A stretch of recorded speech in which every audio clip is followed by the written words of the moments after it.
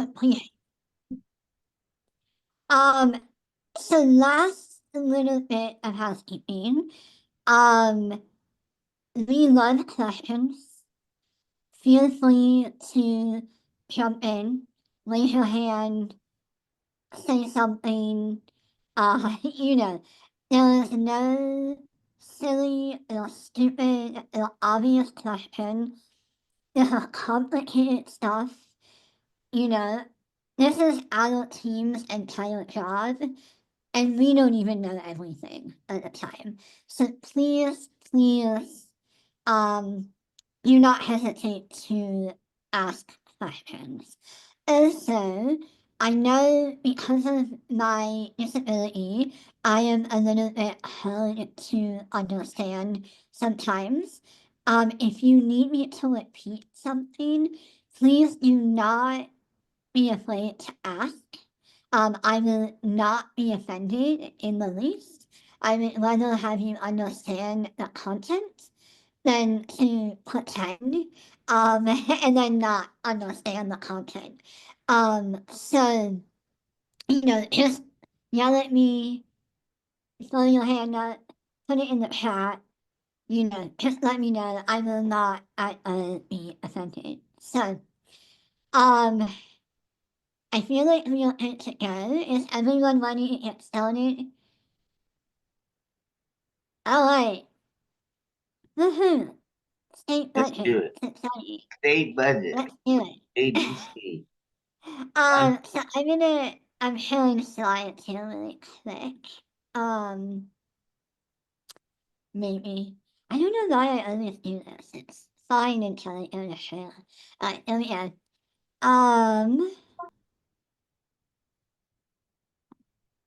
Can everyone see the slides? Yes. Okay, great.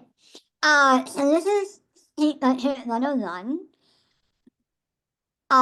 Colorado has a unique budget situation.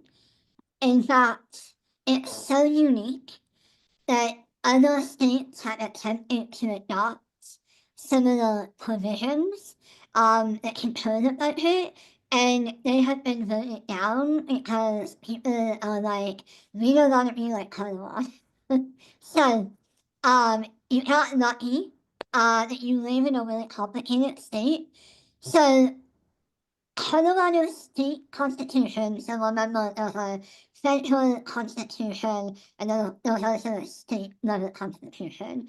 So our state constitution requires the legislature to pass and the governor to sign a balanced budget every year. What that means is they can pass a budget that costs less money than the state brings in, meaning they can save some money. But they cannot pass a budget that has a deficit. If the state doesn't have the money, you can't just write an IOU into the budget. The state budget funds all aspects of state work. So everything from education to highways and state roads and state parks and Medicaid, which is a big thing for us. So the state budget funds a lot of things that impact our lives every day. So Colorado has a strange fiscal year.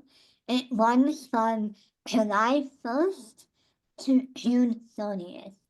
So when we get into looking at budget documents, you are going to see that the budget for this year is a 24-25 budget, and for next year it would be a 25-26 budget, and that's because of the way the fiscal year starts in the middle of a calendar year. Are you confused yet?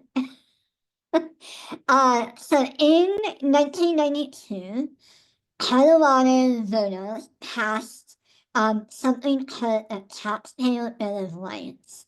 We are going to talk about that in more detail later on, but I'm mentioning it now because it basically impacts every single aspect of the state budget.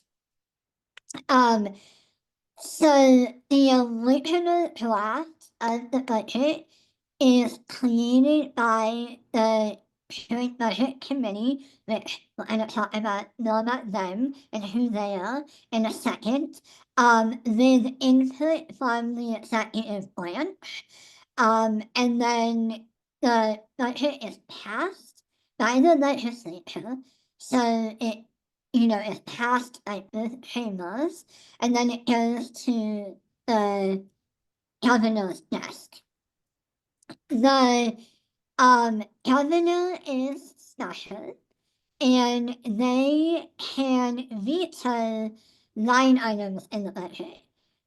They can also veto the budget in its entirety, but I don't think that's happened since like the early 1900s. I actually looked it up this morning and I couldn't find any information that a budget had ever been vetoed in its entirety, but the governor can exercise a line item veto, which means, they can veto specific things in the budget. So Kenny, you wanna tell us about the Joint Budget Committee? I will. And just in addition to what's on the screen, I just want to give you a little bit of background. The Joint Budget Committee, or JBC, is charged with studying the management, operation, programs, and fiscal needs of the agencies and institutions of all Colorado state government. Throughout the year, the JBC holds a number of meetings, considers a range of documents to help prepare budget recommendations for the General Assembly. And as you can see, it's made up of 6 members of the legislature, 3 from each chamber, 3 Republican, 3 Democrat. They're appointed by majority and minority leadership in each chamber. The chair is the party in power, and it rotates between the House and Senate members every year. So unlike many other committees, they meet all year round, and the current members are Senator Bridges is the chair, Rep. Byrd is the vice chair, Rep. Taggart, Senator Kirkmeyer, Rep. Sirota, and Senator Amamaville, who is the newest member to the Senate. So that is your Joint Budget Committee, and these are your members. Yes, and it's important to know there are 6 committee members, which means a tie is numerically possible, and a tie is a fair event. So just keep that in mind as we. So most cases tie goes to the winner, but in this case, tie goes to the loser, right? Yeah, yes, thank you, Kenny. Sports terms. Sports analogy there, yeah. Sports analogy. So there are 3 kinds of funds that make up the state budget. And this is a little bit of an oversimplification. There's actually each category of funds has like some subcategories, but generally what you need to know is there's the general fund, which is the most flexible source of revenue, and it's used in all kinds of state programs, and it comes from income and sales taxes. But you will often hear people talk about the general fund, or the GF for short, if you are an extra nerd and you like to use budget abbreviations. And that's the largest part of flexible money. We get a lot of federal funding, but the federal funding we get is not flexible. So then there's also cash funds. And cash funds revenue that comes in from fees for government services. And unlike the general fund, which comes in and can be spent on anything the legislature chooses to spend on it, cash funds are required to be spent on specific programs spelled out in the piece of legislation that creates them. And then finally, I mentioned we get quite a bit of federal funding, and this is the least flexible money that we get. Generally, when we get money from the federal government tells us what we have to spend it on.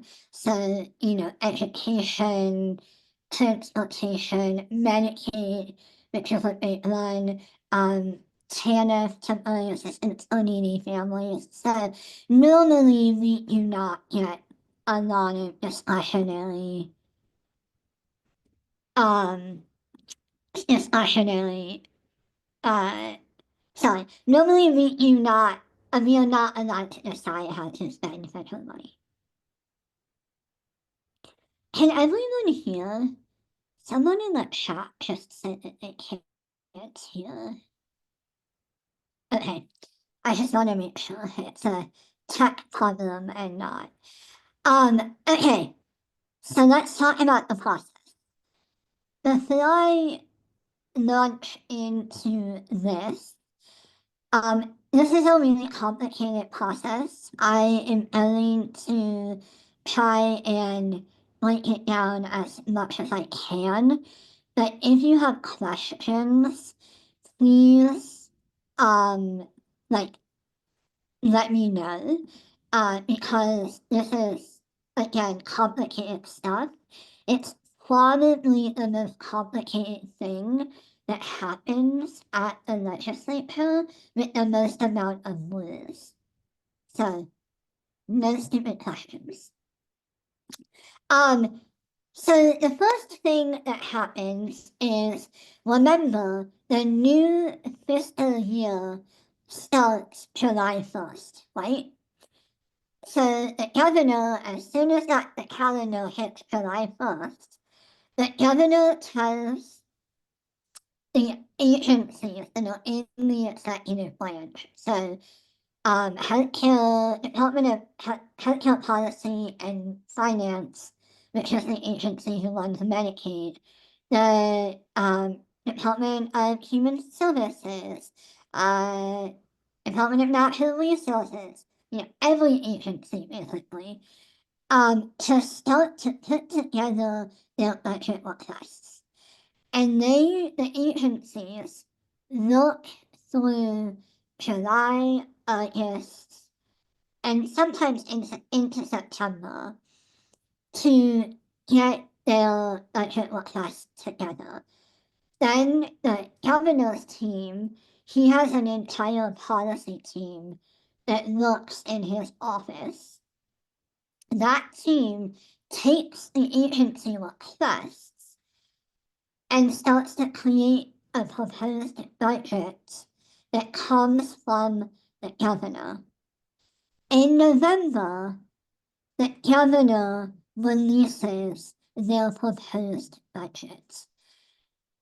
The legislature is not under any obligation to adopt this budget, but it's the first step in the process where the governor says, this is what's important to the executive branch, and this is how we would like you to fund state programs.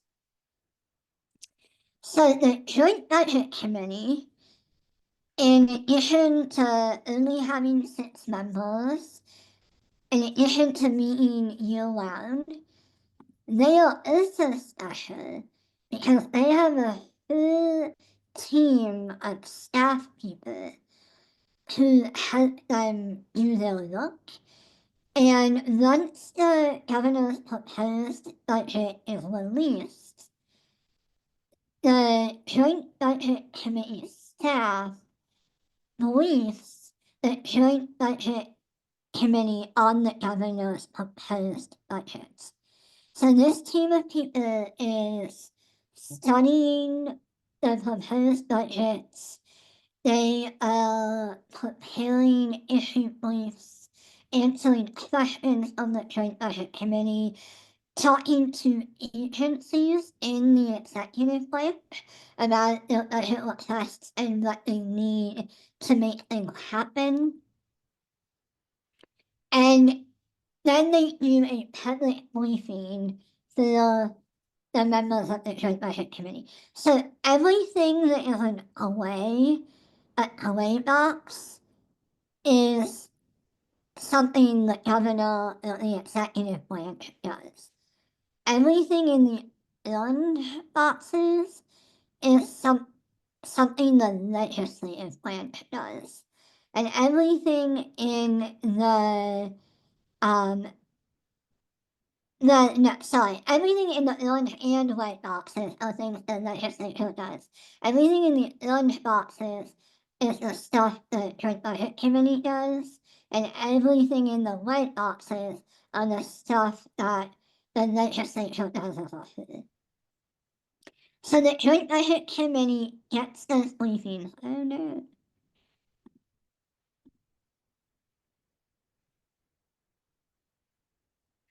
Oh yeah.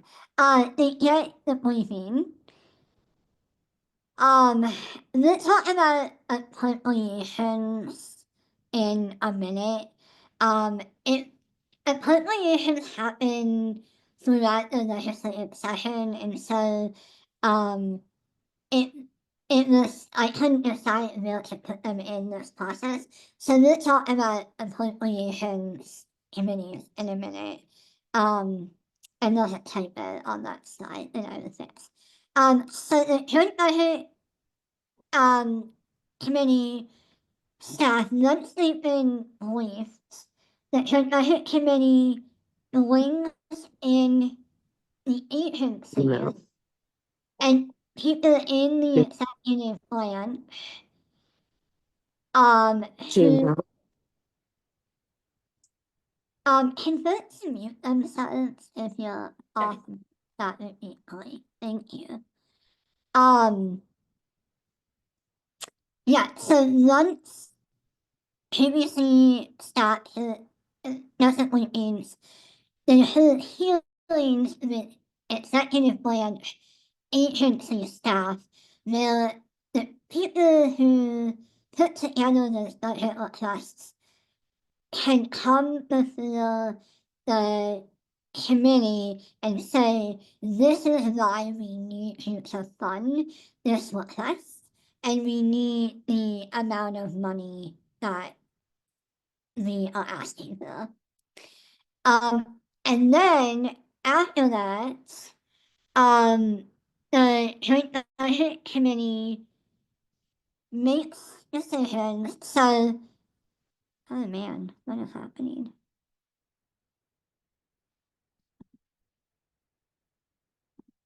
Sorry, I am having a time.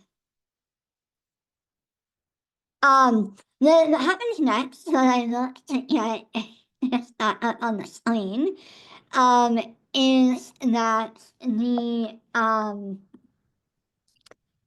Budget Committee looks at this as a supplemental, and what happens is, even though we're at the beginning of a new calendar year, we are in the middle of we're in the middle of the state's fiscal year, and so I'm gonna stop sharing for a minute. In the middle of the state's fiscal year, and sometimes the money that the agencies have asked for and the legislature has budgeted doesn't isn't enough to get them through the year. And so before the Joint Budget Committee starts look on the current year's state budget, they use this process called supplementals. And that's basically where an agency can come back and say, hey, you didn't give us enough money. We need more money. Or we screwed up and we need more money. Yeah, that's usually how it goes, right? They never come back and say, oh, we're not going to spend the money. That's not true, and that's not fair. Sometimes they do not spend the money. Um, so supplementals happen, and we right now are in the process. The Joint Budget Committee is right now hearing supplementals. So that's where we are in the process right now. After supplementals are done, the Joint Budget Committee begins crafting the budgets through a process called figure setting. And it is every bit as painful and as fascinating as figure setting sounds. Literally, the Joint Budget Committee goes through each agency's request and discusses whether or not they want to fund what is being requested. It is, if you care about budget things or it's a really hard budget year like this year, it's really important to listen to and follow along with figure setting. It is also very tedious because sometimes they literally go line by line and discuss it. And sometimes they're like, instead of 11 million, what about 10.25 million? And then someone else says, I can't get behind 10.25 million, but I can get behind 10.35 million. So it is tedious, but it's also really important. So while the Joint Budget Committee is figure setting, bills that need money in order to be implemented are working their way through the regular legislative process. So if you have taken our legislative advocacy training or you're just familiar with the legislative process, you'll know that a bill is introduced in either the House or the Senate. It has to go through committee, make its way through both chambers, and then it goes to the governor's desk. So while the Joint Budget Committee is doing their work, the legislature is considering other of these bills, some of which cost money. And because there are not unlimited amounts of money, each chamber has an appropriations committee. And what happens is a bill is introduced. If the bill is going to cost money, it gets something called a fiscal note. That fiscal note tells the legislature and the appropriations committee, hey, this bill costs money if you want to implement it, and this is how much it's going to cost. And so after it makes its way through its committee or committees of reference, it ends up in the appropriations committee. And generally, the Joint Budget Committee that tells the legislature and the appropriations committee, you have X amount of money to spend on new stuff this year.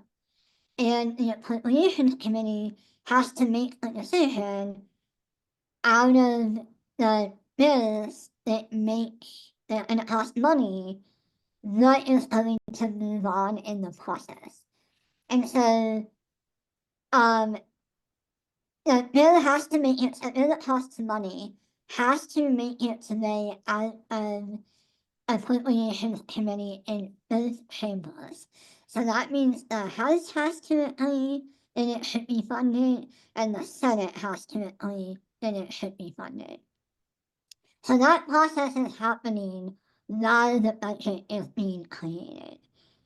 Now, you might be asking, how is it possible that the state budget is usually passed and signed by April, but sometimes we don't have bills that pass until the last day of session? And that would be a question. That happens every year.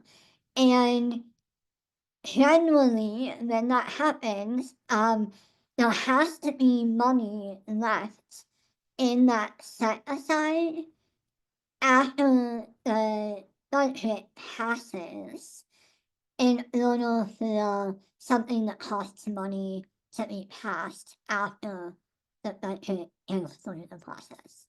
Which I know is very confusing because it's basically two processes happening simultaneously, and it's a lot to keep track of.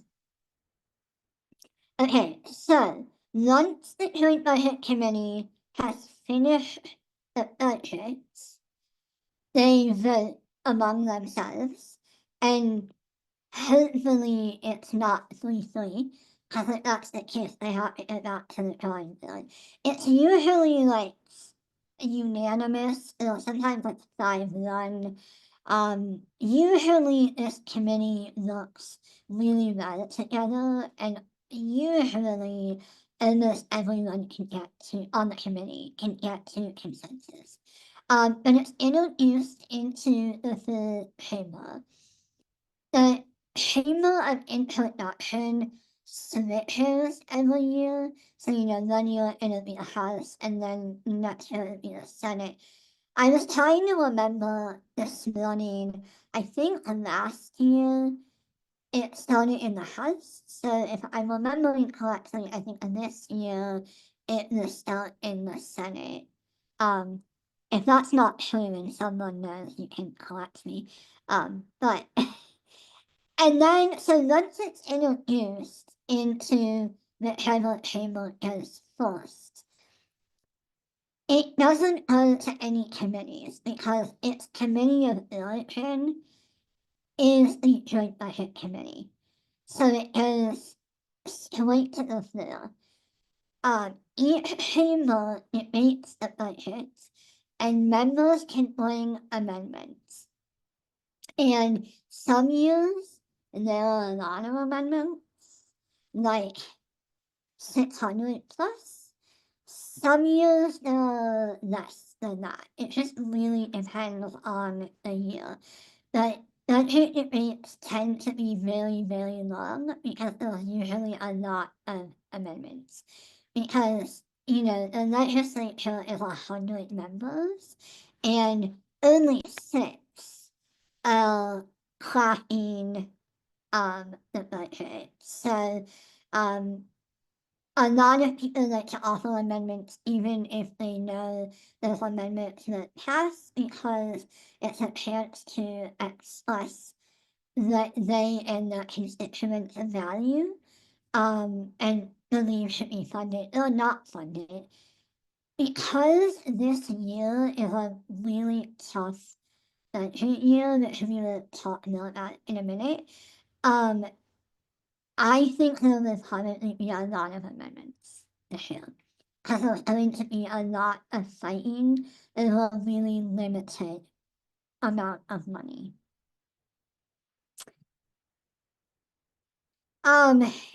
If so, it goes through both chambers, and the reason I have it twice on the slide, which might be a little bit confusing, is because it has to go through both chambers. I should probably change that to say chamber number 1 and chamber number 2.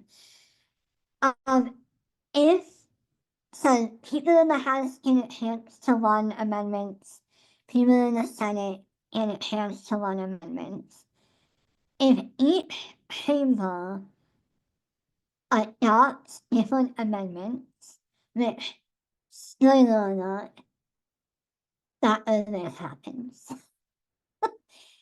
um, if the budget versions are different, which always happens, the bill goes to conference committee. And in this case, conference committee is the joint budget committee, plus occasionally some other members, but usually is just the joint budget committee.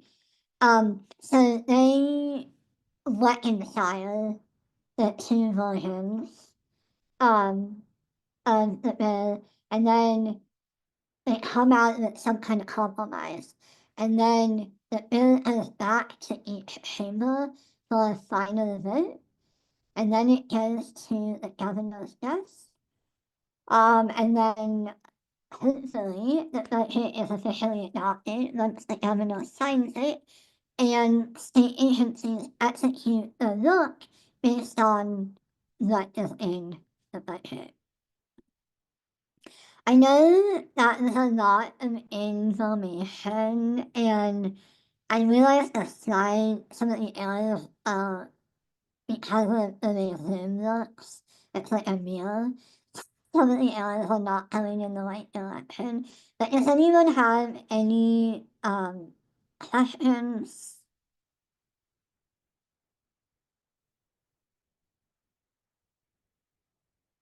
Okay, I'm either doing a really good job or a really short job, not sure which, but we're in a short job here. So this is just what I was explaining about fiscal notes and appropriations. I am going to send these slides out after this training, and I wanted you to have, you know, a written version of what happens. But this is certainly what I explained, you know, happens in a bit.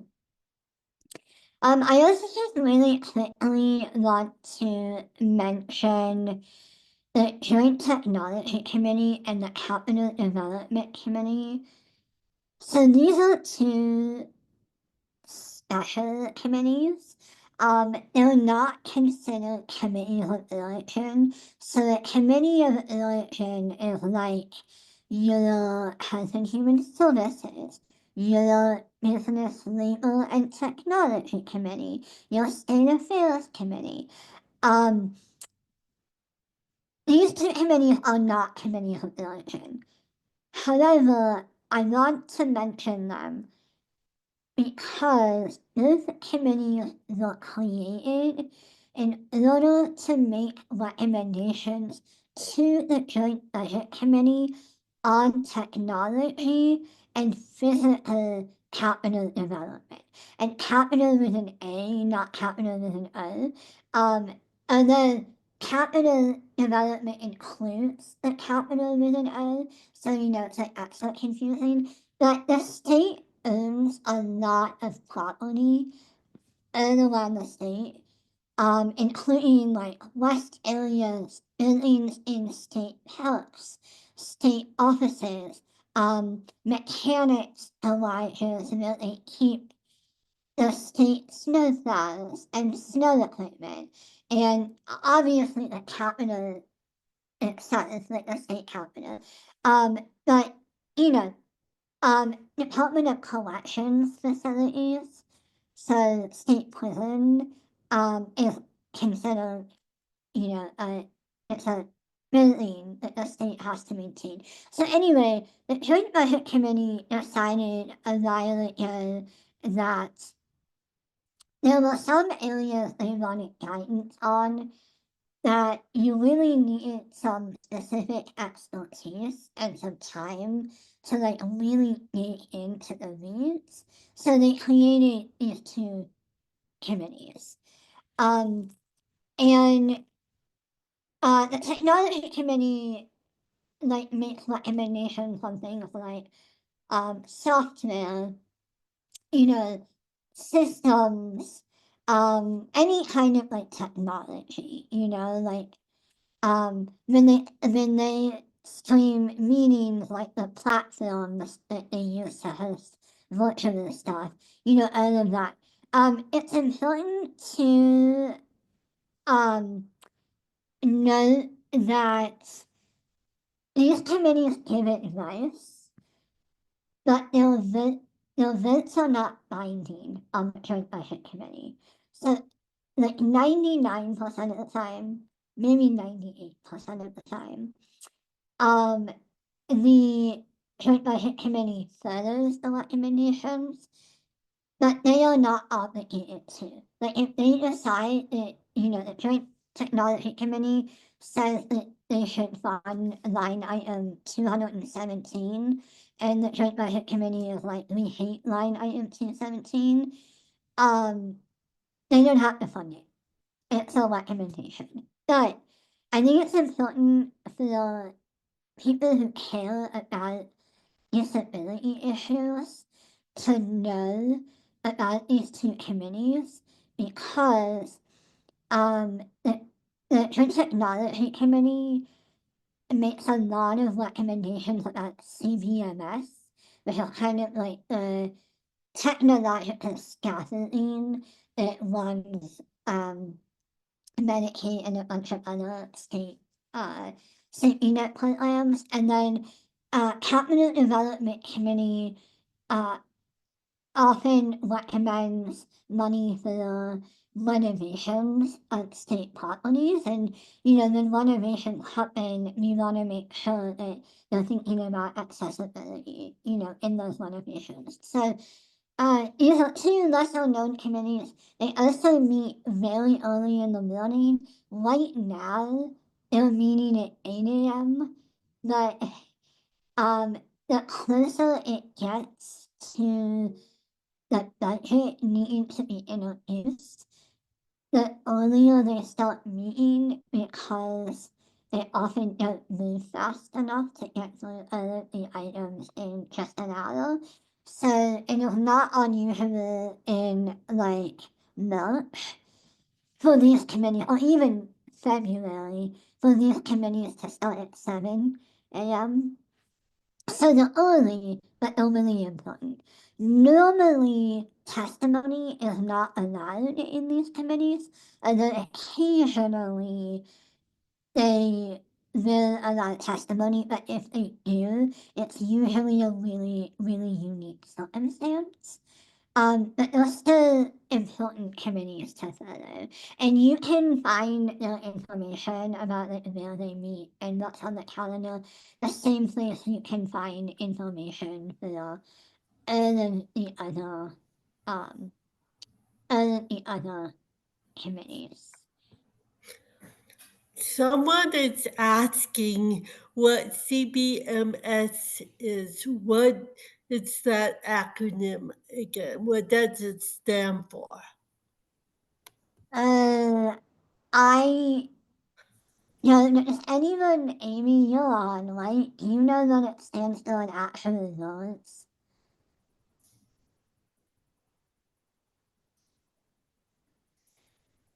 So I can find out that information for you. I have used the acronym so long that I do not know that Yeah, the I actually just looked it up and it's Colorado Benefits Management System. thank you. Now I know.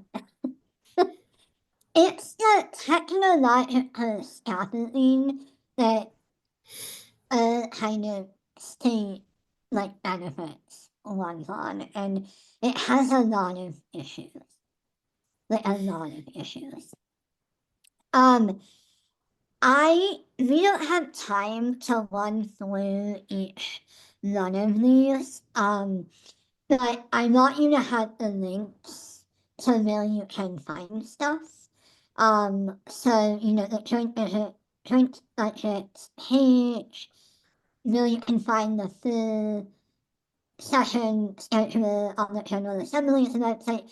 PA stands for General Assembly, which is the official name of Colorado's legislature.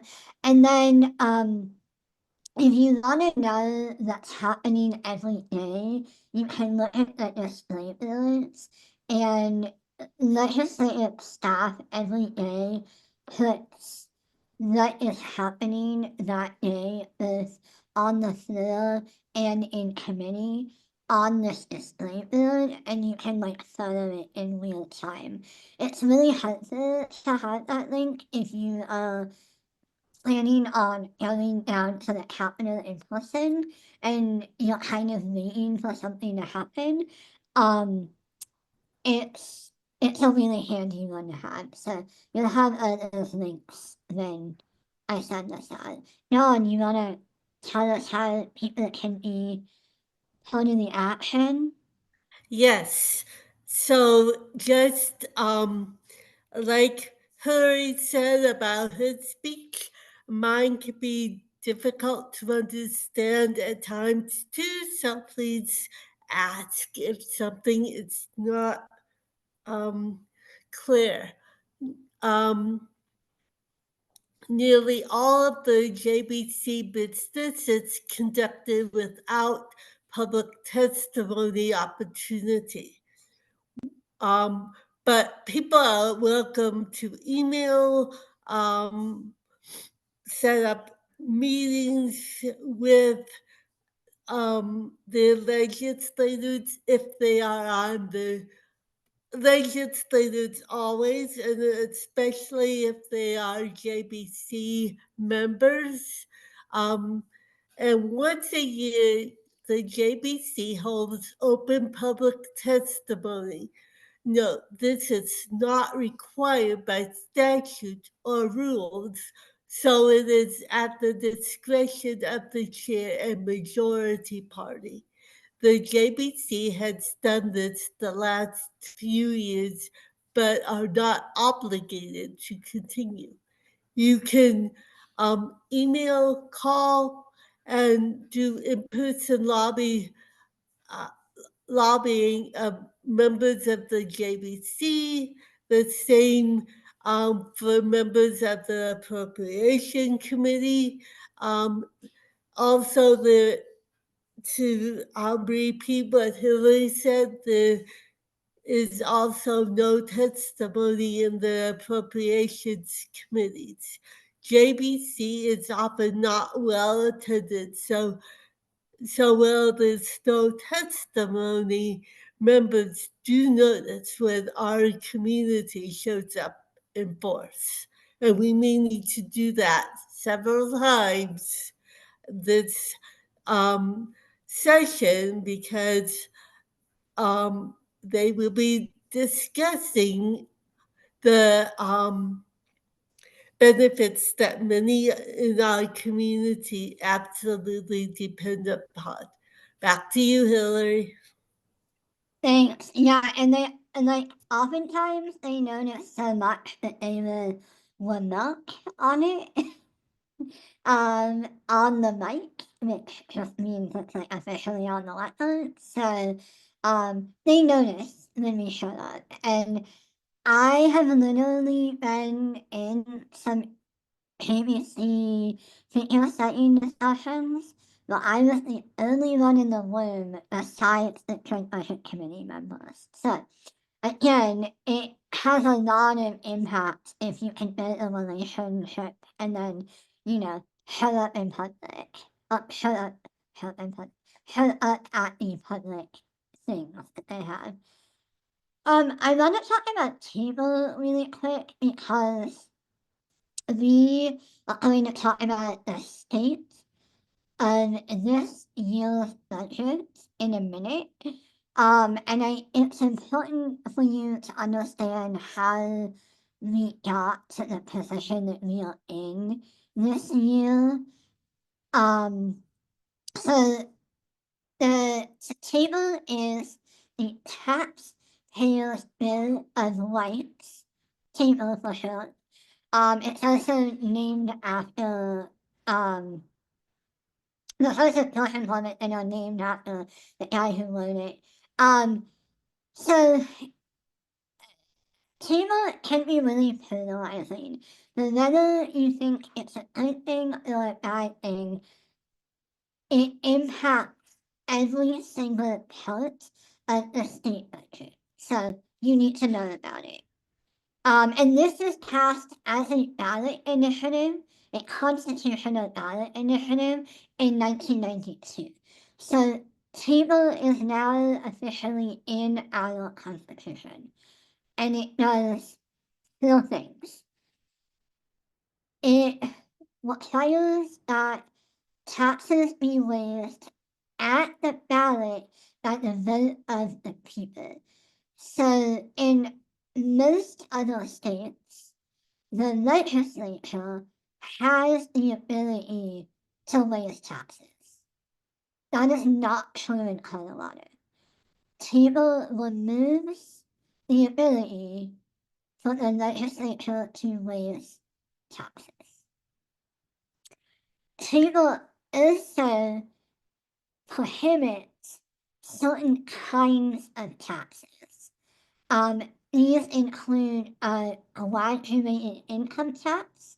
So here in Colorado, we have a flat income tax.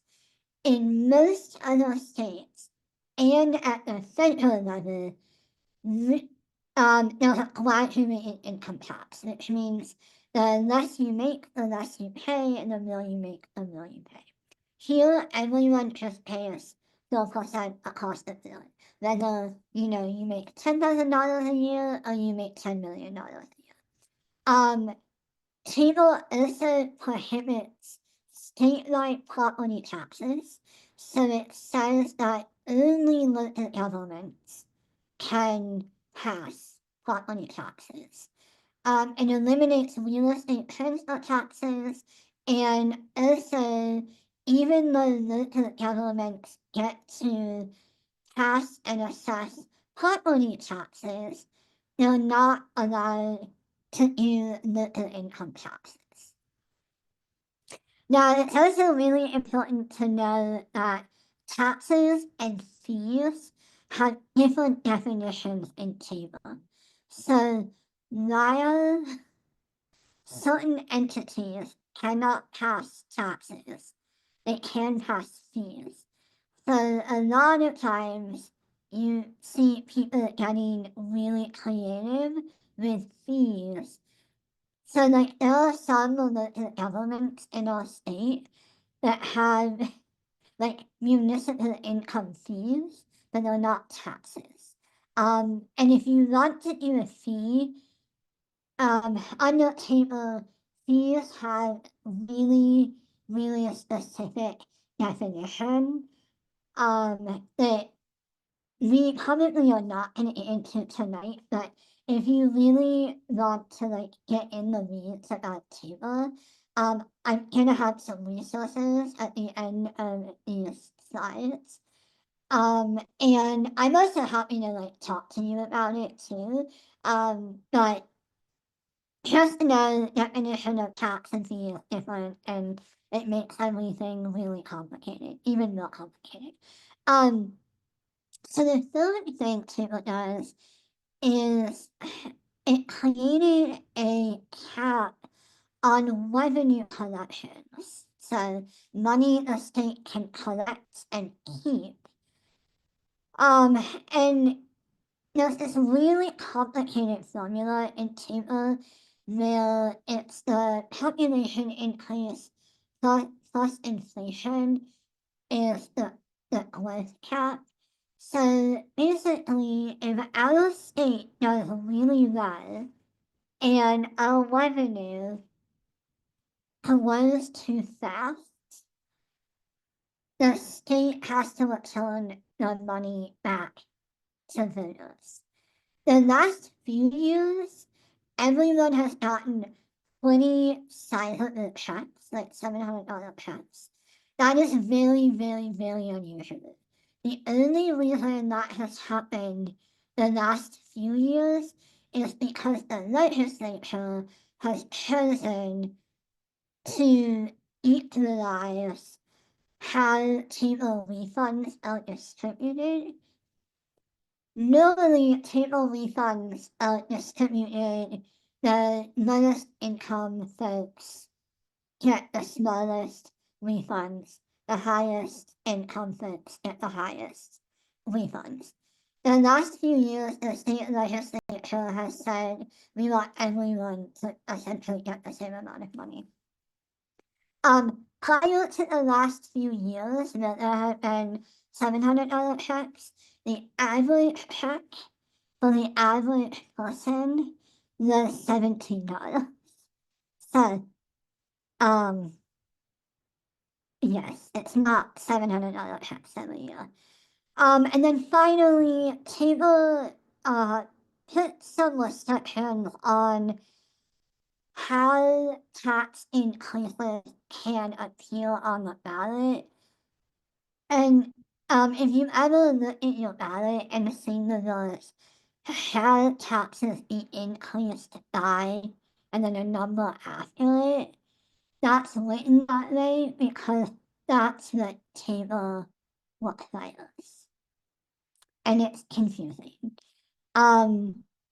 And then there's a whole bunch of rules around how you calculate like the money, like the amount of money that has to appear on the ballot.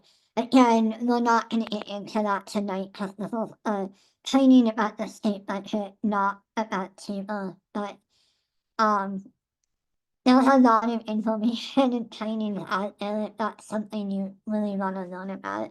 I mean, I think the bottom line is, and you're gonna see what has happened this year is Colorado doesn't have a revenue problem. Like they're making more than enough money to fund the things that Coloradans need. They're not for people. Like they're bringing in a ton of money this year, but because of Tina and because they're gonna be over the cap and the state's gonna have to spend money back, we are facing this year's budget cycle with an $800+ million deficit. And people are always like, wait, how can there be a deficit if they're sending money back, right? Like that makes no sense. But that's how table works. Is the more money the state brings in, the more the state is penalized. I shouldn't say penalized, that has a negative connotation. But like that's what it is. I mean, and so table is a big part of the reason we have such a big deficit right now. It's not because we're not bringing in enough money. So I'm gonna be a little ray of sunshine right now. And I apologize because this is really depressing. But this is the reality. So as I just mentioned, the state is starting the 2025-2026 budget negotiations with a $700 million fee. When I created this slide, it was a $700 million fee, and it's now an $800 million fee. And you know, I just wanted to share a comment that the chair of the Joint Budget Committee recently made to a reporter, where he basically said there was no way to cut $700 million from a $14 billion budget without some people feeling significant pain. And I think that's a message that has been missed by my colleagues, by the lobby, and by folks in the public. And what that means for us is that we are really going to have to fight to preserve the things that are important to our community. Medicaid is a third of the state budget. K-12 education is a third of the state budget. And then every other thing the state funds is in that final third. So Medicaid is a huge target. The other thing I just want to point out is that the $700-800 million figure is based on the governor's proposed budget because the Joint Budget Committee hasn't really started on their version of the budget. Part of the governor's budget this year is $100 million savings by privatizing Pinnacle. Now, we at CCDC had no opinion on whether or not Pinnacle should be privatized. That's like not our area of expertise, not in our wheelhouse. However, it's important to note that if the legislature decides not to privatize Pinnacle, that's an additional $100 million that they are going to have to find. They'll make up. And then finally, the Joint Budget Committee has asked every state agency to cut budgets by 10%. And if you are like a really small agency, 10% is not like a huge amount of money. But if you are HICTUF, which is the Healthcare Policy and Financing, the state agency that runs Medicaid, they're third at the state budget. And so if you are HICTUF, 10% for you is like potentially hundreds of millions of dollars. And so I saw in the chat someone asked if I can explain why we are in a deficit, and I answer your question adequately.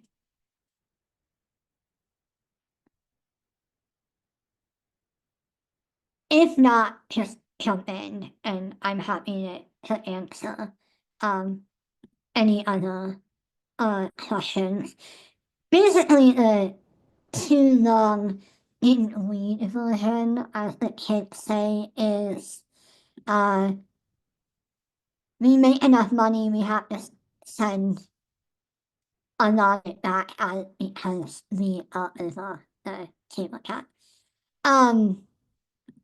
So there are some things that we are going to be asking you to do. So I mentioned earlier that we are right now in the supplemental phase of the budget process. So figure setting is soon, like maybe another week or two soon.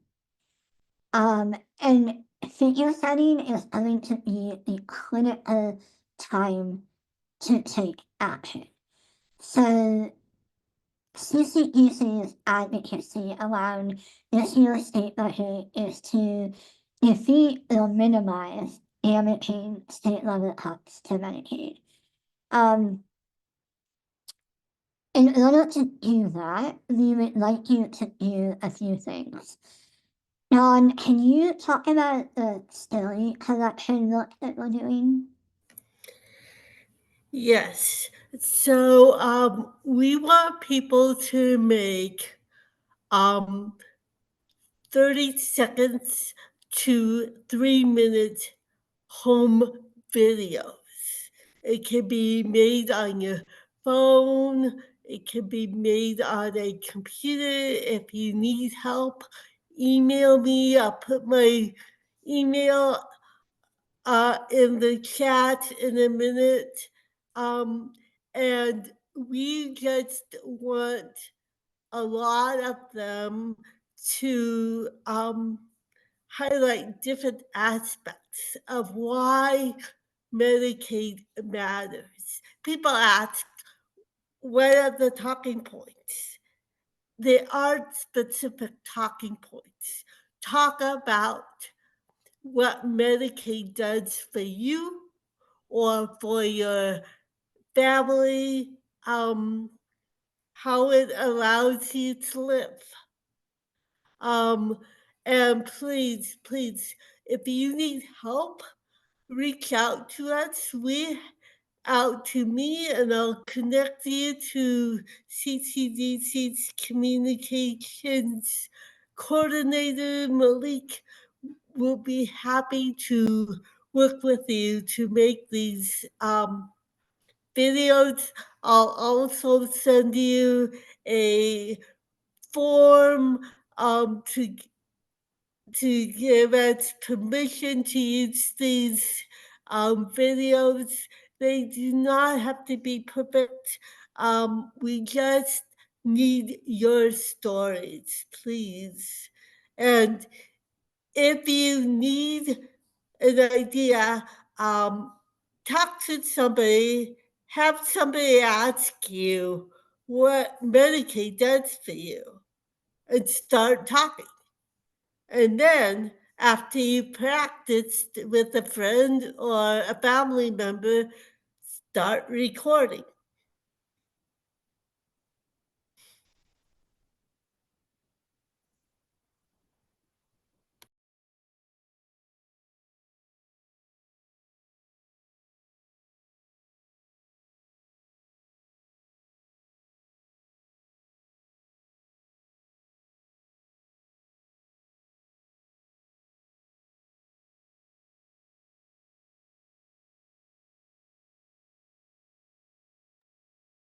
Never mind.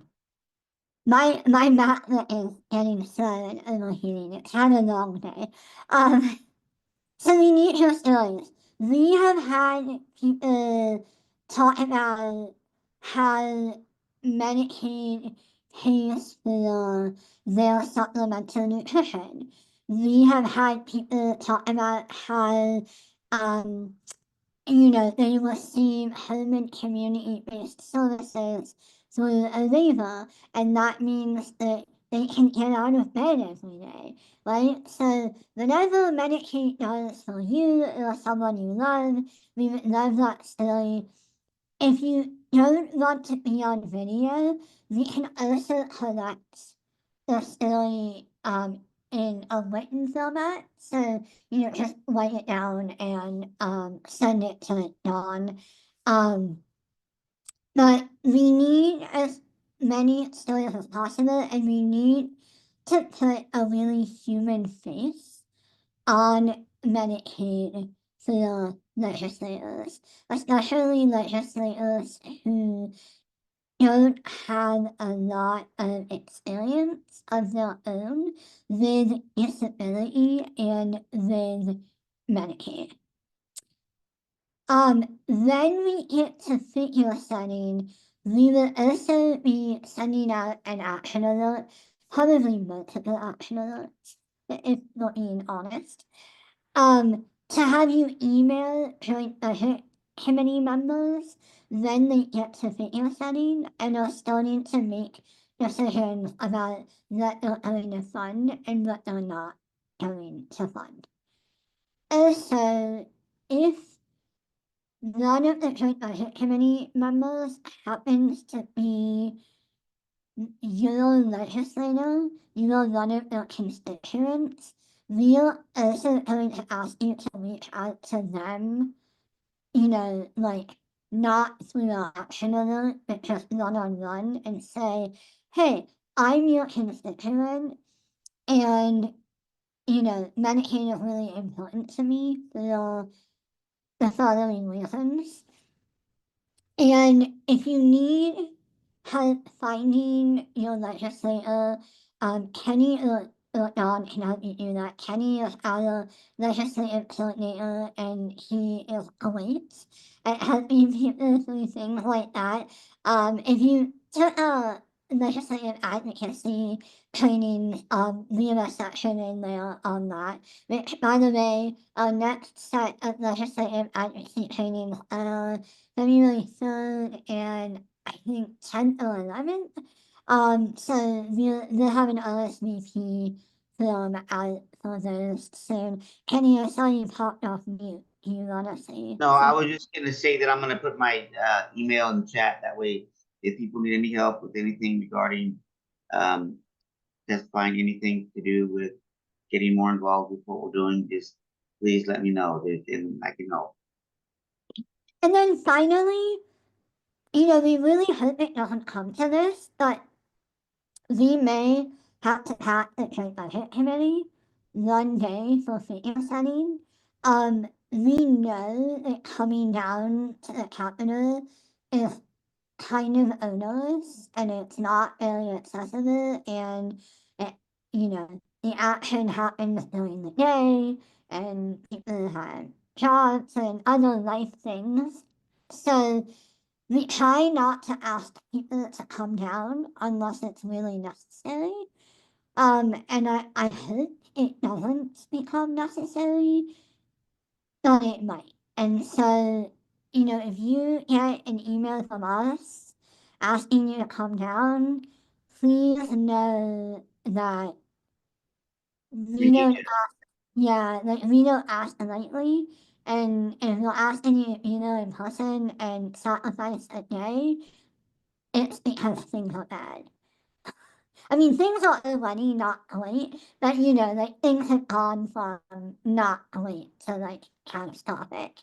Um, Not to panic anyone, but we're gonna hope it doesn't get there.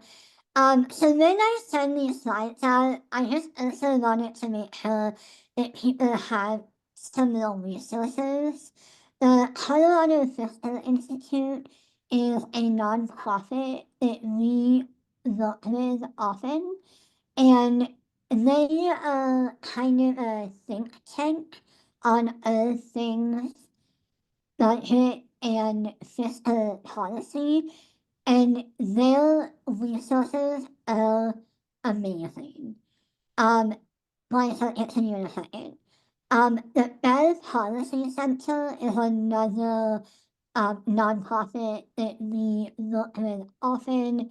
They are also experts in cable, other things kind of like fiscal, and they have a really fantastic resource library, so you should check that out. The General Assembly, so the state legislature, actually has an entire page on their website that is devoted to the budget, and you can find like all the stuff you need in one place. But just note, they have not, because figure setting conversations have not started yet, they're still in the supplemental phase. Everything that is on this page right now is for the 24-25 budget. So it's for the budget year we are currently in. As soon as the Joint Budget Committee starts figure setting, they will update the page to the 25-26 budget. And then finally, I wanted to make sure you have the legislators, the legislature's Joint Budget Committee page, which shows you the members, you can get the members' email addresses, the schedule, all of that, like on that page. Bryce, you got your hand up. Yes, just a quick couple of points with the videos and attendance if it comes to that. I've noticed a lot of the questions that are posed during these JBC hearings are based off of legislators hearing personal stories of individuals. And so A, these videos are very important. B, when you're making a video, should you choose to do so, if you can include not just kind of a generic, okay, like, yeah, it helps me get up in the morning, but maybe a personal story, an anecdote, how it affects not just you, but your family. And just the more you can humanize it, I think the greater the effect it will be. And it does definitely generate an effect with the people that are on the JBC and on these committees and just at the Capitol, generally speaking, because, you know, at the end of the day, this is about helping people. And so the more that we can actually specify exactly how this money is spent, so that it's not just a number on a page, it's actually faces and experiences, all the better. So thank you. Hey, this is Kenny, and Bryce is exactly right. The more personal these stories are, the more human they are, the more emotional they are, the more they're going to reach people. And so, in addition to Malik, I want to offer myself up to help. Bryce is also excellent. He did a couple of them that were just, on the spot and really well done. So just be natural and be yourself, and that's the ones that are going to make the most impact. So, and thank you in advance.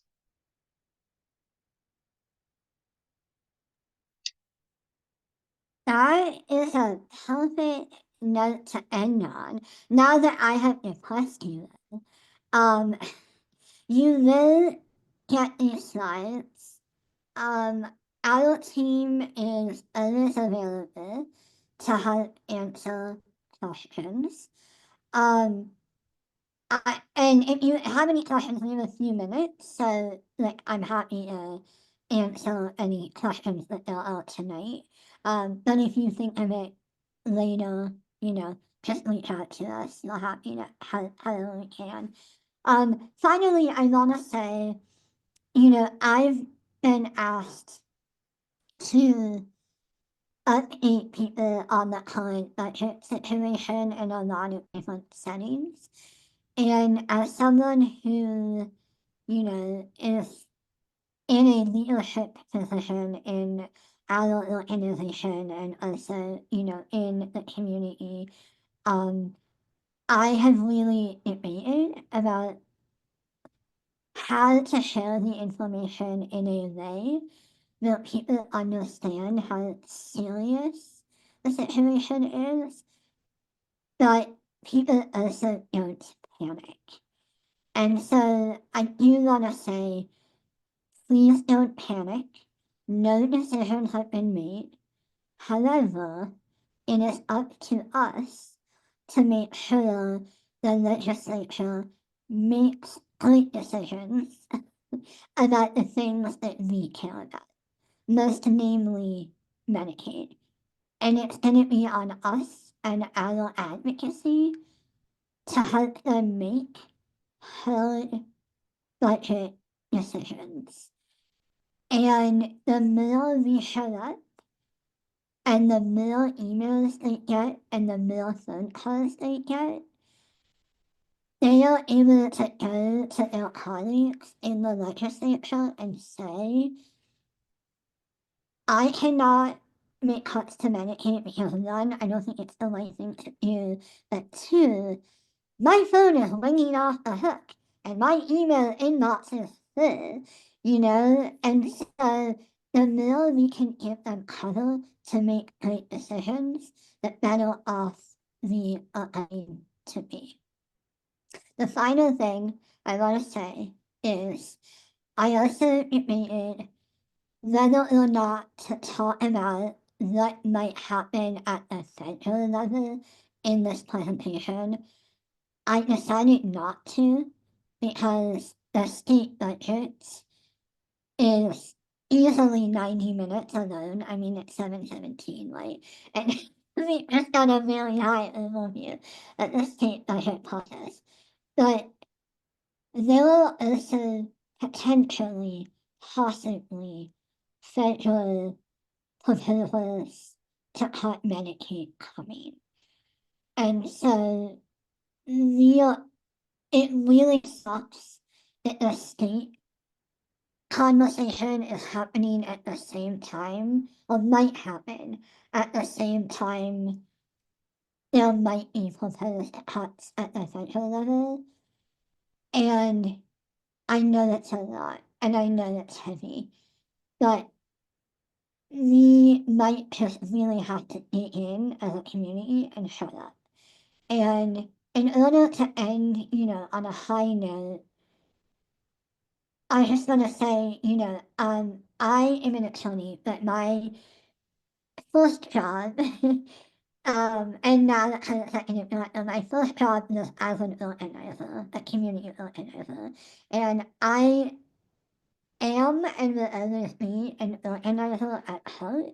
And the reason I believe so much in organizing is because it works.